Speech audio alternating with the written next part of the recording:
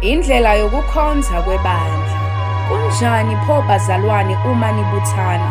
Lo nalo uba nehubo, noma isifundiso, noma ukwambula, noma izilimi, noma ukuhumusha. Konke makwenziwe ukwakhiwa kwebandla. Uma ukhona okhuluma ngezilimi, akube ngababili, bangadluli kwabathathu, badedelane, omunye ahumushe.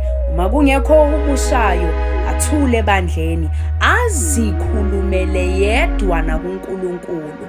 Abaprofethi-ke kukhuluma ababili noma babe bathathu, abanye bakuhlole. Kepha uma kwambula utho komunye ohlezi khona, kathule wokuqala. Uba ningabaprofethi abanye ngabanye, bafunde bonke, baluleke bonke. Imimoya yabaprofethi ithobela abaprofethi. uNkulunkulu kasiyo osiyaliyayo, kodwa ngokuthula.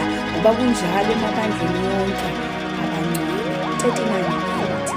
Ngakho-ke bazalwane bami, zondelelani ukuprofetha, ningakuvimbeli ukukhuluma ngezilimi, kepha konke makwenziwe ngemfanelo nangenhlelo.